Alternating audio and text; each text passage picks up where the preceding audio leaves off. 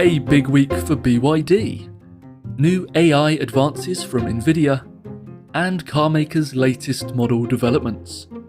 This is the Automotive Update, presented by Autovista24. I'm Autovista24 editor Tom Geggus, here with the latest edition of the Automotive Update. We're here to explore some of the biggest automotive stories from the past week, and what a week it's been for BYD.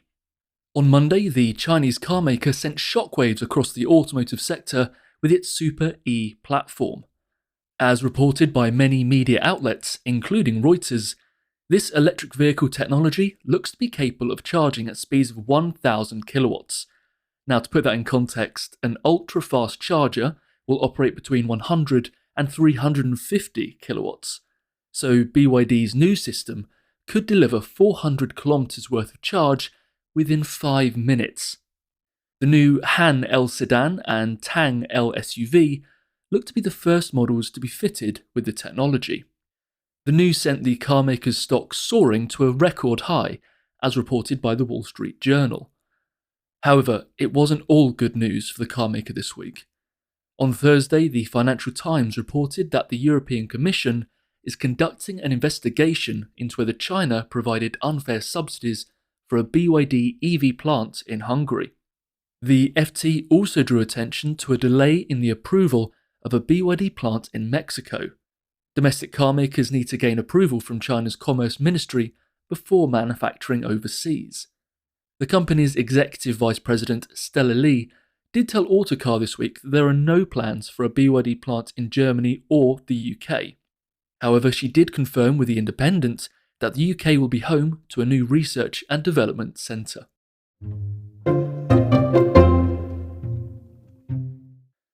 It has also been a big week for Nvidia, revealing its latest autonomous and artificial intelligence developments at its GTC AI conference.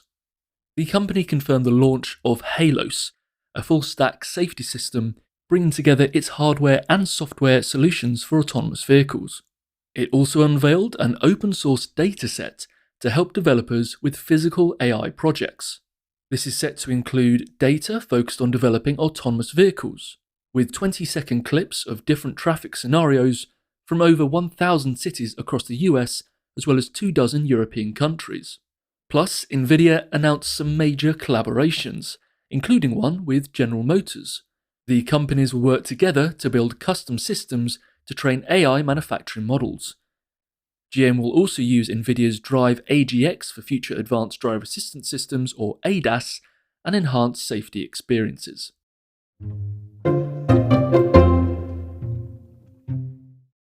Elsewhere in the world of advanced automotive technology, Volvo Cars announced it is using realistic, AI-generated virtual worlds to develop its safety software, such as ADAS. The carmaker can work with incident data gathered from the advanced sensors in its new cars to reconstruct and explore how incidents could be avoided. Meanwhile, Mercedes-Benz confirmed the deployment of AI features at its Berlin Marienfelder site. This includes humanoid robots, advanced chatbots, and virtual assistants. The site will also produce high-performance electric axial flux motors very soon.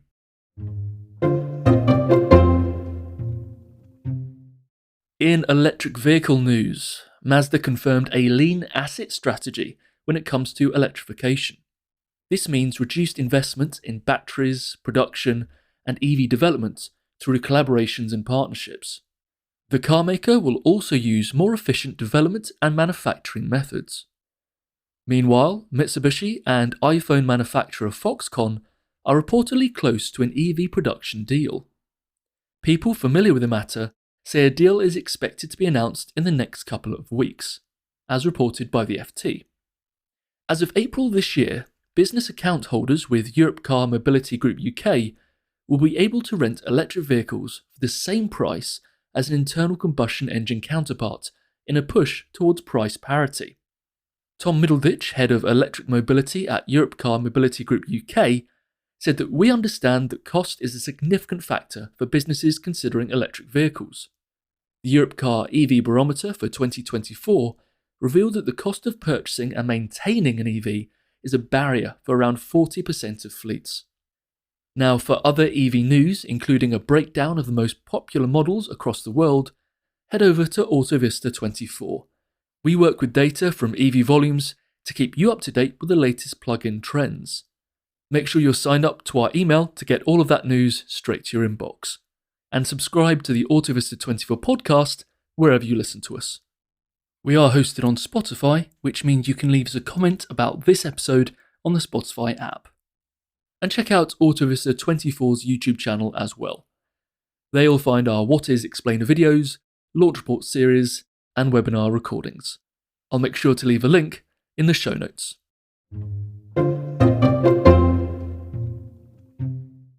In model news, Renault had a big couple of announcements this week.